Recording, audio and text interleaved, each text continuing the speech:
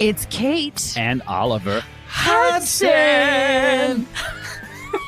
Host of the new podcast, Sibling Revelry. That's right. We started this show because, you know what? No one talks about siblings and that dynamic. The siblings, they know each other better than anybody. Yes. You know. Listen to Sibling Revelry on the iHeartRadio app, Apple Podcasts, or wherever you listen to podcasts. I'm Jacob Goldstein. I used to host Planet Money. Now I'm starting a new show. It's called What's Your Problem? Every week on What's Your Problem, entrepreneurs and engineers describe the future they're going to build once they solve a few problems. I'm talking to people trying to figure out how to do things that no one on the planet knows how to do, from creating a drone delivery business to building a car that can truly drive itself. Listen to What's Your Problem on the iHeartRadio app or wherever you get your podcasts.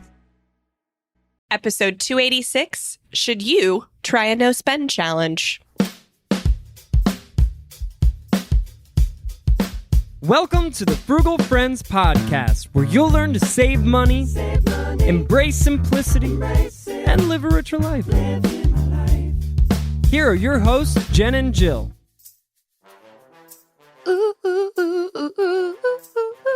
Hey, welcome to the Frugal Friends podcast. My name is Jen. My name is Jill.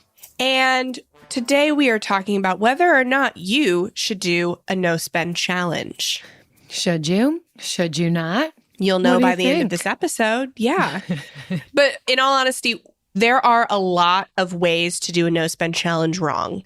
And if you are doing them for the wrong reasons, it won't be as successful as we know it can be. And we want you to know the ways to do it wrong when you treat it, essentially when you treat it like a diet. And so, yeah, we are going to go through all of that, kind of the benefits and dangers, some of the arguments against it, so that you know how to do it right. We love looking at both sides. We love diving into the hot takes. We love it when someone's got pushback, and we can push right back. We're not afraid to push back gently and without any malice, but through words. So, yeah, that's what we're talking about today. But first, our sponsor, Giving It a Try. Because you should always try everything at least once, or most things. Wink, wink. Giving it a try, whether scary, overwhelming, disgusting, out of your comfort zone, slightly illegal. Give it a try. No. And speaking of, you can give our new YouTube series a try. It's a whole bunch of debt-free stories from listeners like you, all on video, super fun, over on Frugal Friends Podcast YouTube channel. Yeah, we got a YouTube channel.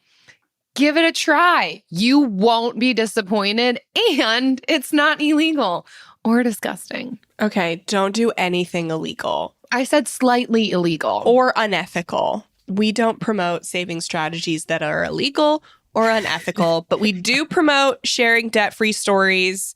YouTube.com/frugalfriends. We've already got a bunch up there, and more are to come. So that we do support. Yes. Give it a try. Yes.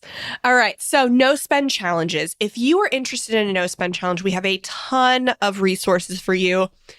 Personally, as me, Jen, the author of the No Spend Challenge Guide, I have a slightly biased feel towards no spend challenges. You know that I love them, but I don't love them for the original reason that most people love them. So, and we talk about that a lot on the podcast. So we've got episode 190, how to prepare for a no spend challenge and the secret to sticking to it. And we got episode 127, how a no spend month can help your finances. And then also my entire book, the No Spend Challenge Guide, which is on Amazon. And we love no spend challenges for what they can do, but we hate no spend challenges when they are done poorly. And it's not the no spend challenge that we hate. It's the ulterior motives people take into them. Yeah, or sometimes the implementation that gives no spend challenges a bad rap. Yes. So and honest to goodness, they may not be for everyone. So right. it is a true question. Should you do a no spend challenge? It's possible the answer is no, even though Jen's written a book on it. Absolutely, yes. And every episode, hopefully, we can give you the, nothing is gospel here. It's always a diving into a topic An to exploration. see if that's right. Yeah, it's always it's all exploration. experimental over here. Right. So, and it's the same with no spend challenges. We will gladly talk about what's worked for us and why it's worked for us, but you're not us. So this is a fact that unfortunately I have to come to terms with. So our first article comes from, I love this, Rinky-Doo Finance. And that's how I'm going to choose to say it. Rinky-Doo Finance. Talks and about the logo is an elephant. It's so cute. It's a very cute logo. And it's all about the benefits and dangers of the no spend challenge. I think they take a great measured, tempered approach where they're looking at just the pros and cons. So we're just going to highlight all of the different pros and cons of a no spend challenge. Of course, we're assuming that you understand what a no spend challenge is, that for a period of pre-selected, predetermined time, you are deciding to not spend typically on specific categories. Of course, you still need to spend on food, water, shelter, transportation, healthcare, utilities, but generally you're deciding other categories and maybe all other categories that you're not going to spend on. But it can be relatively loosey-goosey, but that's a quick little overview of what even a no spend challenge is. We're not going through how to do one. We're going through whether or not you should do one, pros and cons. So let's first talk about the benefits of a no spend challenge. Jen, back to you. Yeah. So the first benefit of a no spend challenge is that it will help you achieve your goal faster. If you're just looking at numbers, yes, it does that. So this example is a little extreme for me. It says, let's say you plan on taking a vacation in 5 months. If the no spend challenge saves you $100 every weekend, you'll be $2,000 closer to your goal. I don't think anyone should stop spending money on the weekends for 5 months. That has never been my aim. But yes, mathematically, if you were to not spend money, $100 every weekend, then yes, you would save $2,000 for whatever goal you have. Yeah.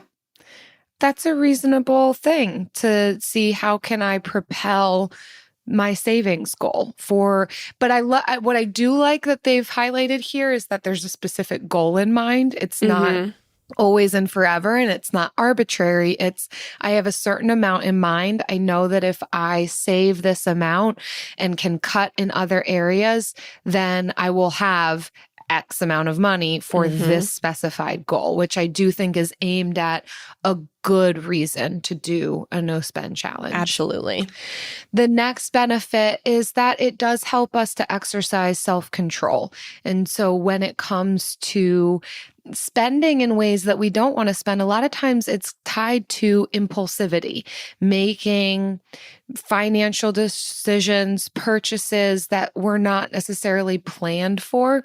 And so doing a challenge like this can help us to rein in and exercise that muscle, to learn a bit more of what it feels like to say no to ourselves, which isn't always the most comfortable, but when practiced, when we exercise that muscle, it can become easier and easier, especially when we realize the benefits, because it's not just about deprivation. It's about saying no, experiencing self-control for a specific reason. And that kind of lends to the next one that gets into really the core reasons why I love no spend challenges, is that it can help you identify hidden impulsivity issues, or like I like to say, spending triggers. So when you stop spending money altogether, and this comes down to decision fatigue, right? So when we make a lot of decisions in a day, our decisions get progressively worse and worse throughout the day, and that's called decision fatigue. When you take the decision off the table and the decision is always no, then your head becomes a lot clearer and able to identify spending triggers. So things that you wouldn't have even thought of crossed your mind when you're making all kinds of decisions and you're just trying to get through the day become glaringly obvious when you give yourself pause and the space to identify them.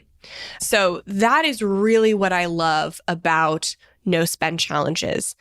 And I think you can accomplish that in a short amount of time. I don't think it takes a long time to start to identify those issues. Mm-hmm. If it does, a no spend challenge probably isn't for you. It's probably you're probably already spending in alignment with your values and you are in tune and mindful to all your expenses, and that's fantastic.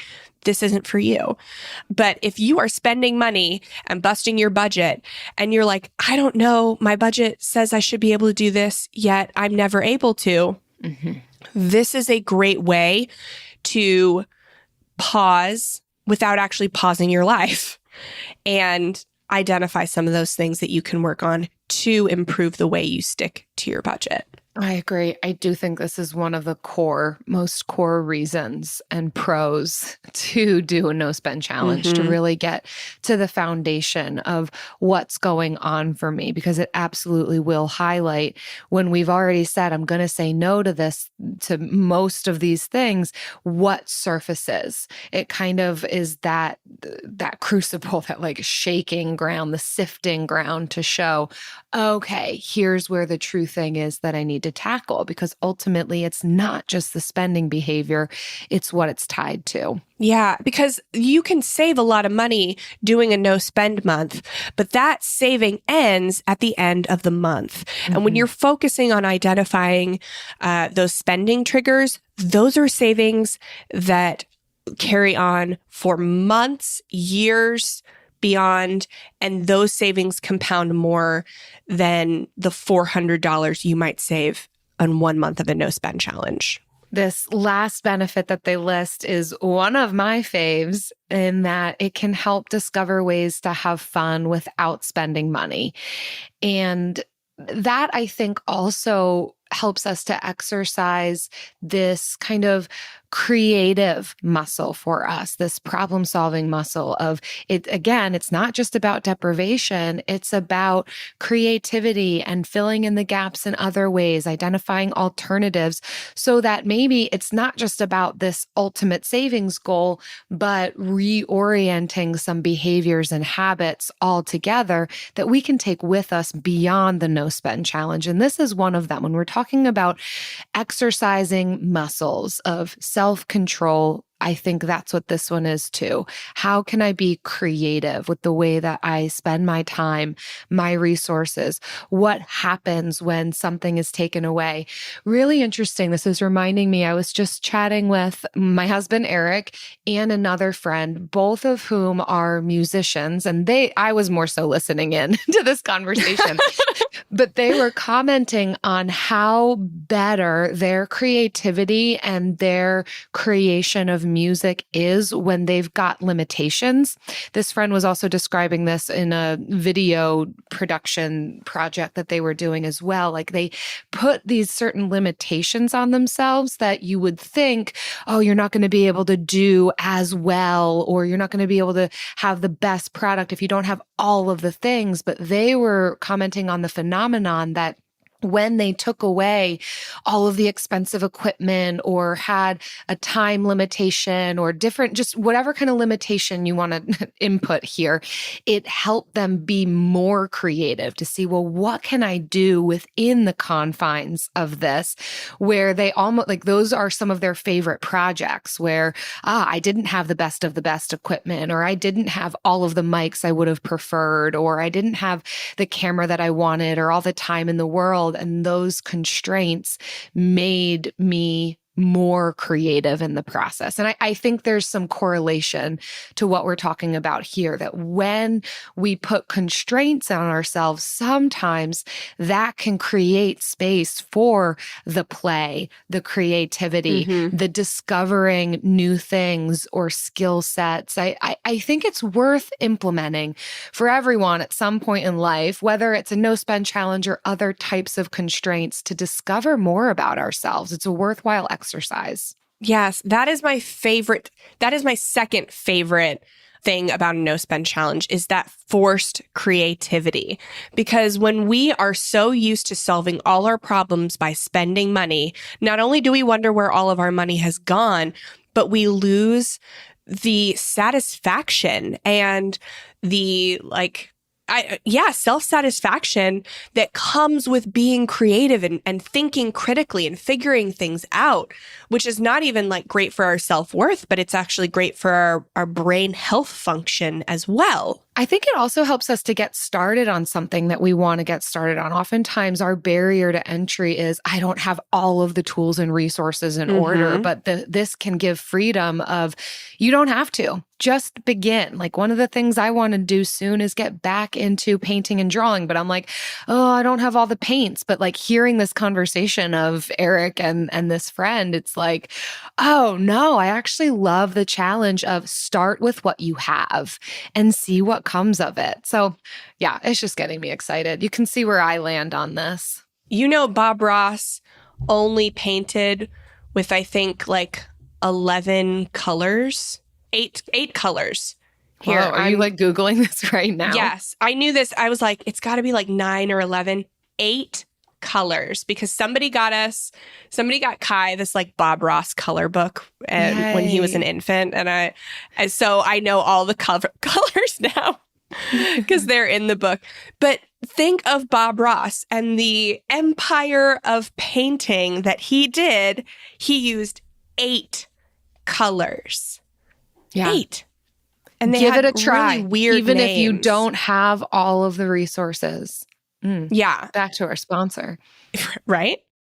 AI might be the most important new computer technology ever. It's storming every industry, and literally billions of dollars are being invested. So, buckle up. The problem is that AI needs a lot of speed and processing power. So, how do you compete without costs spiraling out of control? It's time to upgrade to the next generation of the cloud, Oracle Cloud Infrastructure, or OCI. OCI is a single platform for your infrastructure, database, application development, and AI needs.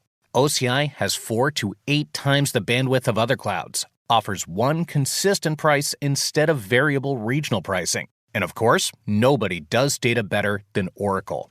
So now you can train your AI models at twice the speed and less than half the cost of other clouds.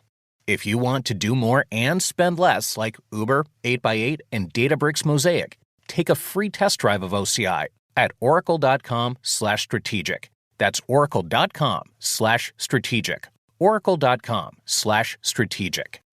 Discover the heartwarming and hilarious world of sibling connections on Sibling Revelry with Kate Hudson and Oliver Hudson. You might be asking yourself, what is sibling revelry? Yeah, well, we just made it up. They'll have some laughs and maybe inspire some people along the way with universal tales of what it's like to grow up with brothers and sisters. We're full-blood siblings, the only full-blood sibling. In our family. Well, not in the world. I mean... No, in the whole world. That's just it. Like, no one... Dive into family tales and explore the human mind with guests like Joel and Benji Madden. And it's fun because we've decided to open it up, to really like all kinds of different siblings. And it's going to be an awesome season. It's more than a podcast. It's a celebration of the ties that bind us. Listen to Sibling Revelry with Kate Hudson and Oliver Hudson on the iHeartRadio app, Apple Podcasts, or wherever you get your podcasts. Let's talk about the dangers of the No Spend Challenge, which we haven't covered a ton of. But whenever I see somebody talk negatively about a No Spend Challenge, I just want to clap back, like, because I have something to say. And then I was like, oh my God, I have a podcast. I know exactly where I can say it. So Here are the dangers of the no spend challenge. And the first is that they focused too intently on small picture. So it says during the no spend challenge, people tend to focus on eliminating relatively small short-term expenses like coffee, dining out, snacks, streaming. And so to paraphrase Ramit Sethi's famous adage.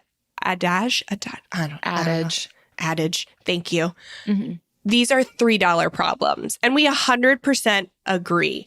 We would much rather focus on $3,000 problems and $30,000 problems, which is why we love the long-term focus of a no spend challenge and focusing it more on how can I spend better long-term?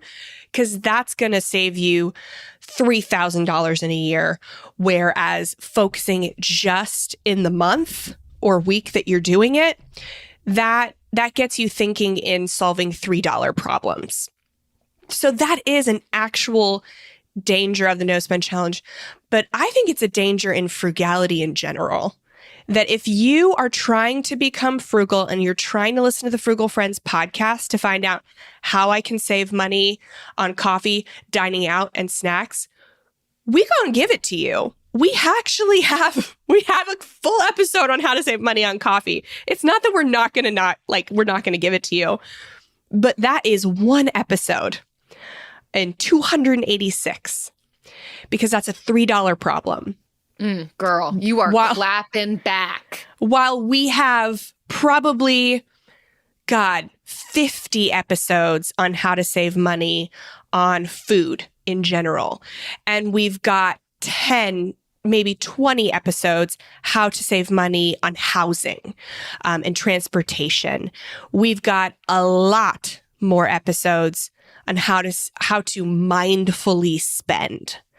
Those are the big decisions. I think it's worth identifying the potential pitfalls because I think it can help us lay a good foundation for entering into a no spend challenge well. Like this, they're not wrong about identifying this as a pitfall. And it comes back to motivation. What are you doing this for? What is the end goal? If it's just to not buy a latte, then we might be missing the mark. If it's to identify some of our behaviors and root causes and reorient some of our cycles and patterns, then great. We're on the right track. And those small things, those $3 things will absolutely bear weight on the $30,000 things. Because if we're not doing well with the smaller things, we're definitely not going to do well with the bigger things. Amen. Yes. The next potential danger is, as they identify, establishing a false sense of security. I have mixed opinions on this. I don't know. Tell me all your opinions. I just don't know how much of a potential pitfall this actually is. So what they're saying here is that if you're putting in a ton of effort towards not spending on something, that can lead people to believe, oh, because I'm putting in a lot of effort, the numbers will work themselves out. And it doesn't work that way. And I would agree, but I'm not sure how many people are actually thinking that way. Like, oh, just because I'm working at not spending, this is, and maybe. Yeah, I think it's almost an elitist view of the problem. It's saying if you're not doing it, honestly, it's saying if you have an income problem and you're just doing a no spend challenge to focus on your expenses, then you're doing it wrong. Because what else is there? I would also say doing something is better than nothing. And the lowest barrier to entry thing that you can do to get good with money is to decrease your outgo. Yes, you might have an income problem, and I don't even like to say that it's an income problem. More opportunities will open up to you with more income. You can't deny that. So we always want to be working towards that if it's in alignment with our values. But that takes time. It takes no time to decide, I'm going to do a no spend challenge next month and try to get better control of my expenses. Mm-hmm. So much easier.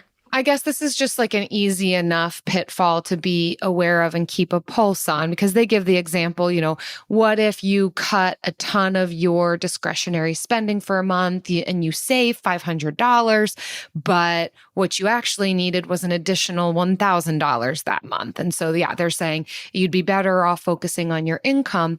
My pushback to this one would be, if we're doing a no spend challenge, chances are you're the person who's looking at the money. You kind of know what you need to be bringing in. Like the no spend challenge isn't typically where people start. Like this is kind of step 2, 3, 4, 5 in the financial journey. So I don't know how much of a pitfall this is for the common person, but it is worth being aware that even though a lot of effort may be put into a no spend challenge, it doesn't mean that it's going to solve our financial issues. And I would agree with that. I just don't think that this is the most important pitfall to highlight. I don't think that this is what most people are going to run into. Yeah, no, I would absolutely agree rephrasing it like that. And I would say the no spend challenge gives you space to be able to think more clearly and creatively about, okay, so maybe I do need an extra $1,000 a month. Maybe I do need to earn more. Well, now I'm not, automatically going out to happy hour or going out shopping when I'm bored. I can start to think of ways to increase my income. I can start to think of ways at work that I have saved the company money or brought more in that may warrant a promotion or a raise for me. So it also gives you that space to think about this. I think this is more a pitfall of a scarcity mindset. Just like our constant mindset of, I just don't ever do anything with my money. It's not even connected to a no spend challenge. Why am I not doing better with my finances? Like, I think that's more of a mindset thing that requires some of these tools and resources to dig into. Why is that the case? Why do I feel like I'm putting in so much effort and not seeing any results? And what are the big things that need to shift? Yeah. If anything, a no spend challenge could highlight this reality. Yes. Absolutely. When you think, oh yeah, I can definitely do a no spend year, which I hear a lot of, around January, everyone's starting their no spend year. And they realize very quickly, probably by the time that they're listening to this episode, that it's not possible. So there's a good amount of time to think about how to compensate. But yeah, it's probably not one I would think of, but sure, it gave us the chance to talk about it. The next one is actually a pitfall. It is a justifiable, should be on this list, is binge spending. And it's exactly like when we diet. You're trying to go too hard, too fast, too restrictive. So you fail and then you binge eat and you feel guilty and shame, and next month, you start the cycle all over again. That is a real reality that can happen with no spend challenges, is that you try to go too hard, too fast, not prepared, fall off the wagon, and then just compensate by binge spending, and then start the whole thing all over again next month. I could see binge spending happening even on both sides of a no spend challenge, like being aware that a no spend challenge is coming up and wanting to give yourself that ability and freedom to, okay, I'm not going to be able to do this for a while. So what do I need and want and what might hold me over? And then afterwards, oh, I did so well. I got to reward myself. And that's just not going to give any benefit to a no spend challenge. So here you go. If you know that this might be in your realm of behaviors, if you think that you might fall victim to binge spending, this would probably, in my estimation, be one of the number one reasons that a no spend challenge might not be for you. If you think that binge spending is going to be too much of a temptation or too much of a reality for you, it's too much of the pendulum swing, this would probably be the number one reason that a no spend challenge is not going to actually serve you well. Yeah. And if you've found this to be true for you, but you still really want to try one, I would say don't go all discretionary spending. Don't do all your spending, but just pick one expense that you are making a lot that you want to make less of, or one location of spending. Think about your spending triggers and just choose one thing. Mm-hmm. So maybe it's coffee, maybe it's Target, maybe it's I'm not going to get food at Chipotle on the way home from the grocery store. Pick one thing and go with that instead of all of it. Because I think you'll still find that you have space to contemplate, but you are not feeling the pressure and the burden to be perfect. Because especially they mentioned eating disorders, and I don't think it's that extreme. All of us can be subject to binge spending, but especially if you have ADHD and you know that you are not capable of doing some things, then don't try to do those things when you are under stress or know that you're not in a season to do that, or stay within the boundaries you already know work for you. Okay. Don't try and go against things if you've already kind of figured out something that works for you. Just play within those rules. You can adapt. It's your no spend challenge if you want to do it. But again, it also, for that reason, may not be for you. The next one that's really connected to this is that a no spend challenge could simply just defer discretionary expenses. I think this is one and the same as almost binge spending, that it's not as if you're not spending and saving money. You're just not spending it right now. You're spending it later on. So, yep, that could be another pitfall of a no spend challenge, is that you're still going to spend the money, just maybe not today. And that's not going to do you any good either. But I also don't think it's horrible, to create a list of wants and to actually force yourself to have time before you impulse buy them. Well, which is connected to the next one. There you go, Jen. Yeah, shaming yourself for reasonable wants. I feel like you could, it's not bad to make that, add those things to your Amazon cart and just keep them there till the end of your challenge, because hopefully half of them you're not going to want anymore. But the other half may have been reasonable wants. They may be in alignment with your values. So we're not here to shame you, not even for reasonable wants, just your wants, your unique wants. They don't have to make sense to other people. They can just be things you want and love. And you don't have to justify them to anybody. And on the flip side of that, delaying gratification is a helpful thing. I mean, we don't have to do it always and forever all the time with everything, but deferring isn't a bad thing in and of itself. At least there are days where you're not spending. You're not going to get those days back and always backtrack on each of those days and spend the money you thought you were going to spend. And it can help to build those habits of putting something in the cart and letting it sit there. It might be simply deferring it to another day and the money gets spent. But it could also be that you've given yourself time to think and sit on it, and that's helped to bring more clarity on whether or not you actually want that thing. So I think there's two sides to that deferment coin, and it's not all a danger or a pitfall. Yeah. Well, that leads us, since we're already down this rabbit trail of potential pitfalls, let's just dive right in now to the deep end. We are ready with an article that's just going to point out.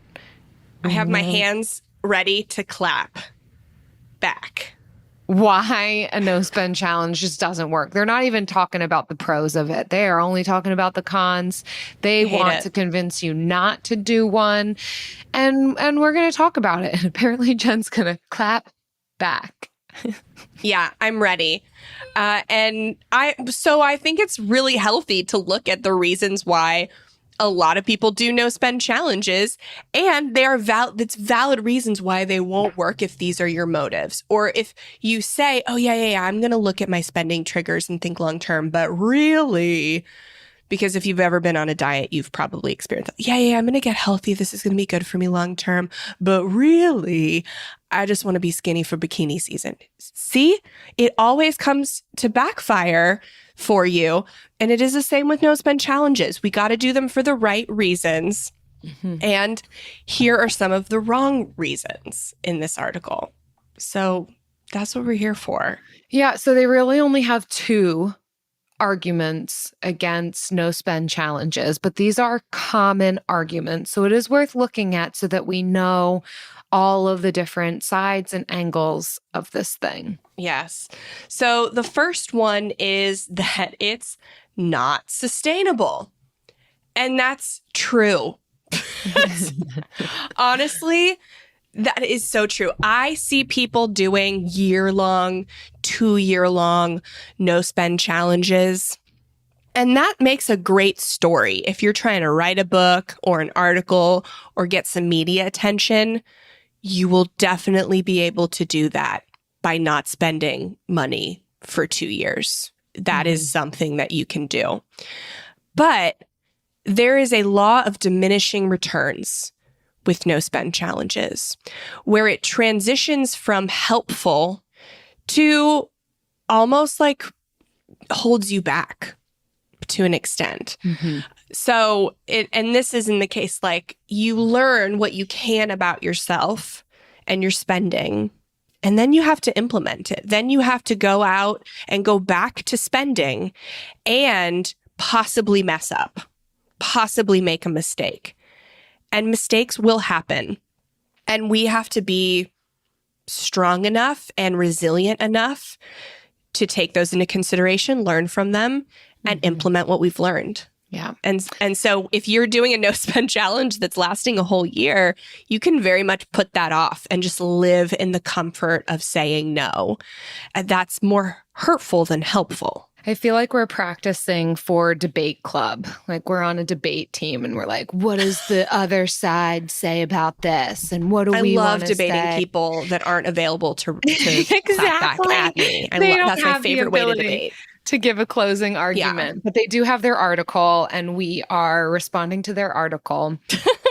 One of the things, too, that I would add to this about no spend challenges, they're referencing, as far as the not being sustainable piece, fasting and how not sustainable fasting is, and that it would be better to have a lifestyle change and rather than kind of deprive yourself and then binge. My pushback on this is certainly none of these things that are extreme in nature are meant to be for the long term, but that doesn't mean that there's never a time and place for it. People have to fast before surgery. Yeah, it's not sustainable. You're not going to do that all of the time, but it's necessary to then get the help that your body needs in the following day. People fast for religious reasons. It's not sustainable, but it can be a really amazing spiritual practice that benefits some people. So they're like, and I am not a fan of extremism either. It's why we've, termed our financial approach the radical middle, because we often go to the different extremes, but that doesn't mean that the extremes don't have something to teach us or that we should never, ever visit the extremes.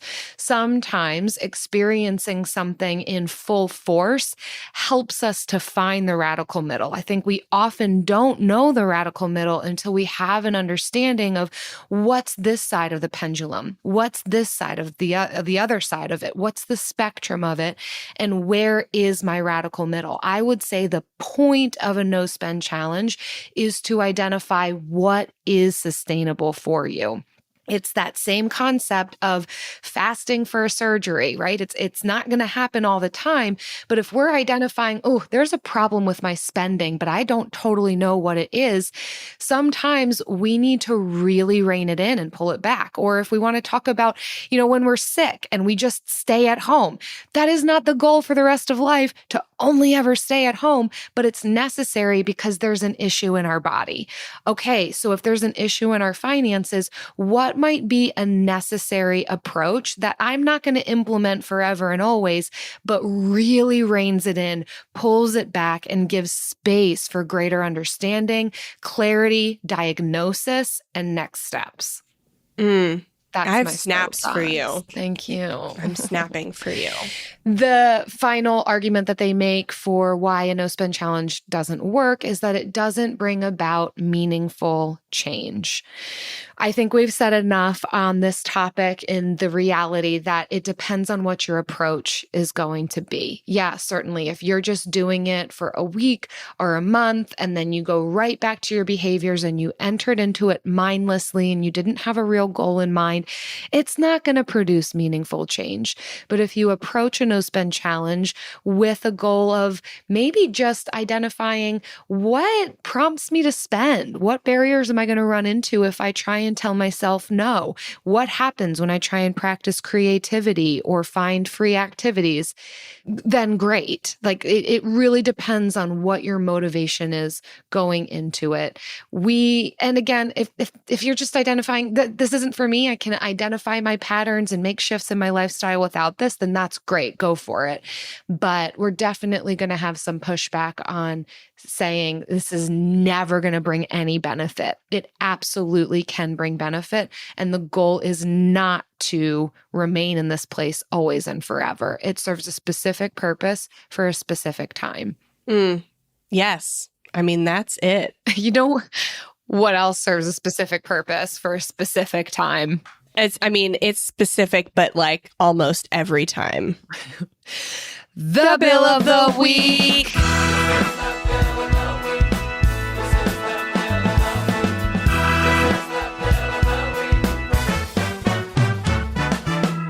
That's right. It's time for the best minute of your entire week. Maybe a baby was born and his name is William. Maybe you paid off your mortgage. Maybe your car died and you're happy to not have to pay that bill anymore. Duck bills, Buffalo Bills, Bill Clinton. This is the Bill of the Week. Hi, Jen. Hi, Jill. This is Katie. I am a fellow money nerd who loves learning more and more about money. And I got into your podcast last year when I adopted a senior dog and wanted to make good use of my time out and about. So it's only fitting that my bill of the week is for vet treatment for my little old lady dog. It's related to her being attacked by the neighbor's dog 6 weeks ago.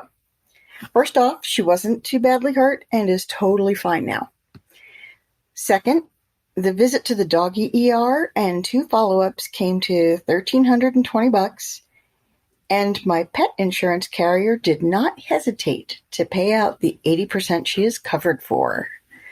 And third, about 10 days before getting notice of the payout, the attacking dog's owner gave me $200 toward the bill, knowing it was going to be at least that much. He knew I had insurance. It's so rare that things go the way they should when it comes to a bill you're not really responsible for.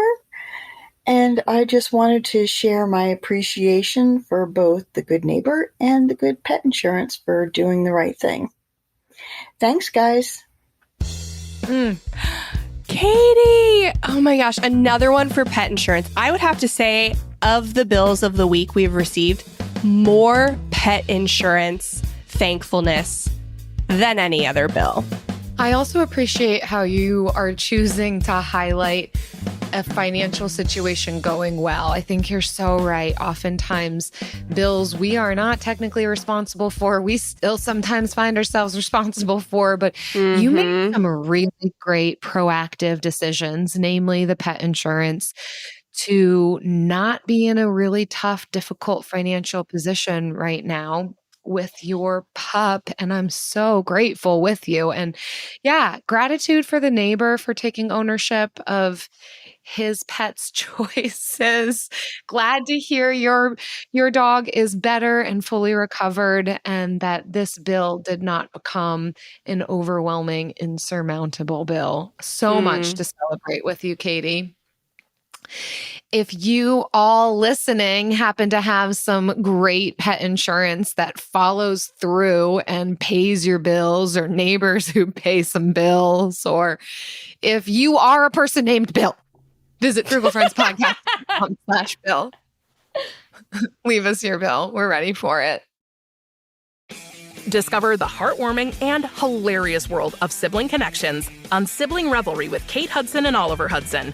You might be asking yourself, what is sibling revelry? Yeah, well, we just made it up. They'll have some laughs and maybe inspire some people along the way with universal tales of what it's like to grow up with brothers and sisters. We're full-blood siblings, the only full-blood sibling. In our family. Well, not in the world. I mean... No, in the whole world. That's just it. Like, no one... Dive into family tales and explore the human mind with guests like Joel and Benji Madden. And it's fun because we've decided to open it up, to really like all kinds of different siblings. And it's going to be an awesome season. It's more than a podcast. It's a celebration of the ties that bind us. Listen to Sibling Revelry with Kate Hudson and Oliver Hudson on the iHeartRadio app, Apple Podcasts, or wherever you get your podcasts. From the studio who brought you the #1 podcast, The Piketon Massacre, this is Murder 101.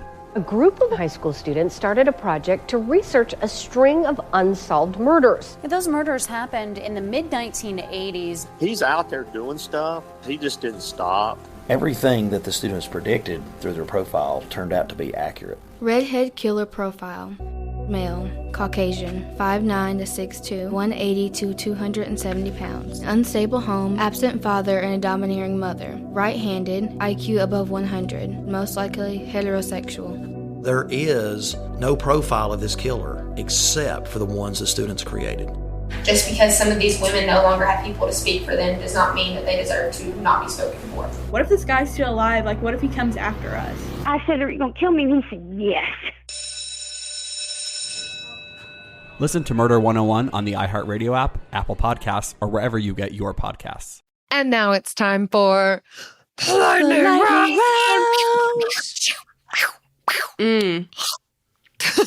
Wow. Okay. Dope.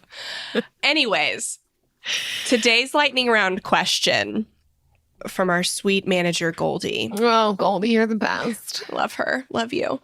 She does listen to every episode because it's her job. What do your no-spend week/month generally look like? And I'm so glad that she asked this question because I get to say I haven't done a no-spend week or month since the last month we were paying off debt. So that is, I think, July of 2017. So they don't look like anything. And that's because we slowed down on, we don't have we raised our income enough to where we could say we can afford our short-term financial goals without having to do a no-spend challenge. And because we're just in tune with our values and wants, and we communicate. Yeah. So a no-spend challenge for me, co-host of the Frugal Friends, author of the No-Spend Challenge Guide, no-spend challenges aren't for me right now. Whoa. This is the right? hottest take, Tony, I have ever been a part of. I'm just so glad to share that. Well, I think it still is a support of the no spend challenges because it highlights the fact that it's a tool that can be picked up and put down given the level of skill or job that is currently being required. The tool does work and can point to some solutions when necessary, but there are times that we don't need that tool anymore. Golly, I can't wait till my renovation's over and I don't need some of those tools anymore.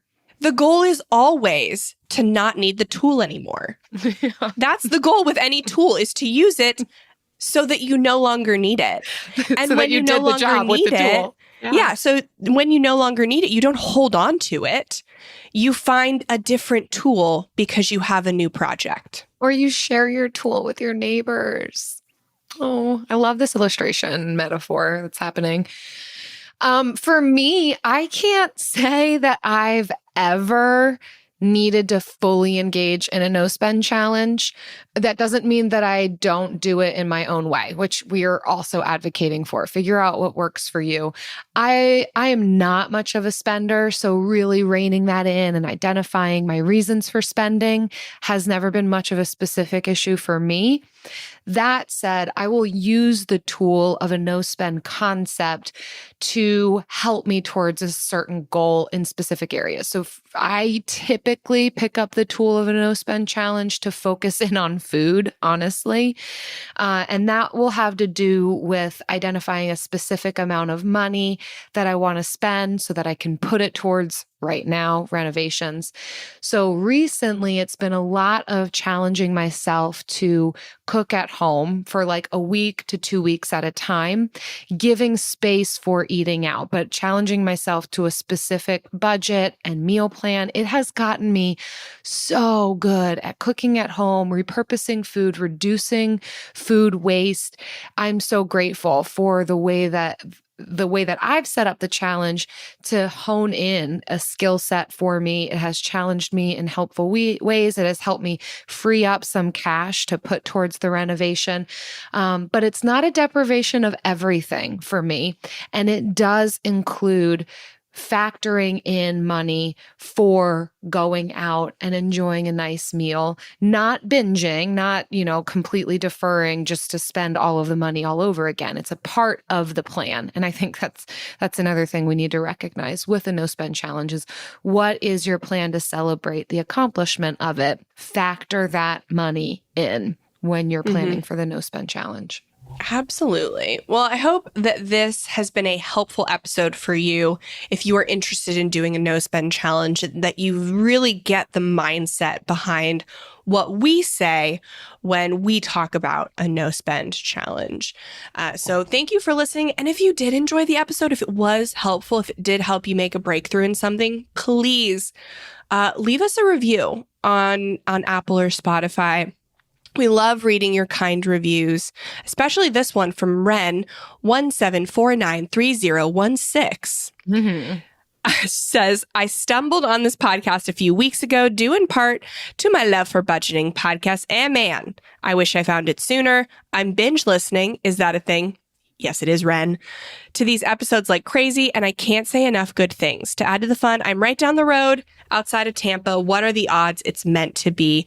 Thanks for a great podcast, gals. Ren 17493016. Thank you. What a kind review that you've sent to us. And this is when binging is great. Yes. We don't want to binge spend or binge eat, but binge listen. What could go wrong? Binge listen to Frugal Friends. Oh my gosh, is the best binge. Yeah. So thank you for listening. And again, if you enjoyed the show, please take a minute to leave a rating and review. It helps potential new listeners know what our show is all about. We're not about clipping coupons or cucumbers to spend as little as possible, but we really want to spend well. And we want people to know what they're getting into when they get to the podcast. See you next time. Frugal Friends is produced by Eric Siriani.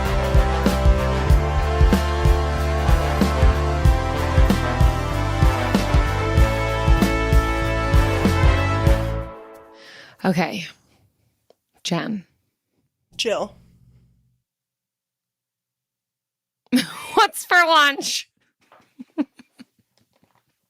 All right. I'm actually going to go out to eat with a friend. But it's yes, he invited me, so I don't think I have to pay. It's not a date. It sounded a little weird.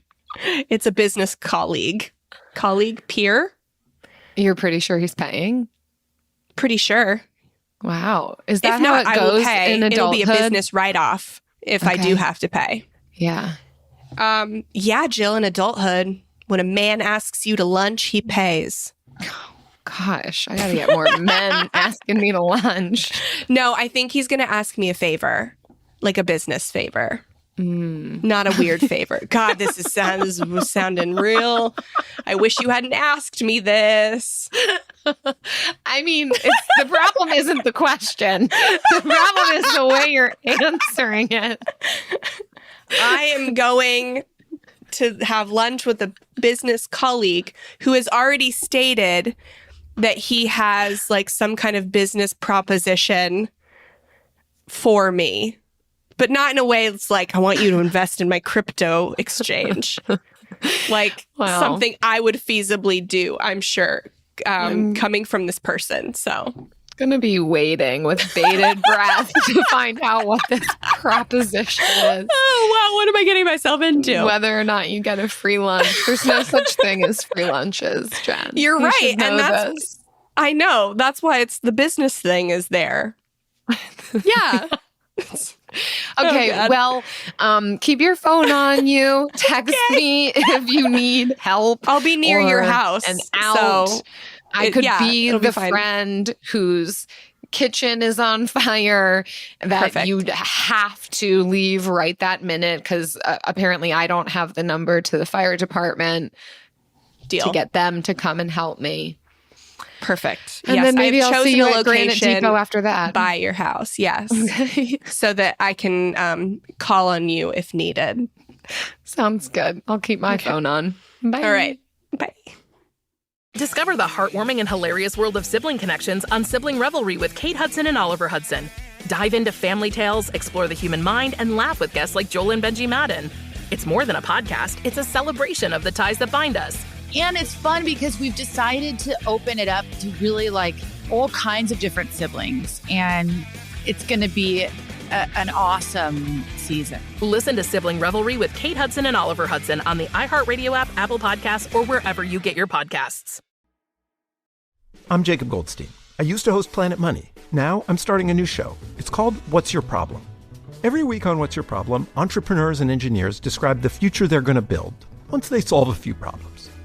I'm talking to people trying to figure out how to do things that no one on the planet knows how to do, from creating a drone delivery business to building a car that can truly drive itself. Listen to What's Your Problem on the iHeartRadio app or wherever you get your podcasts.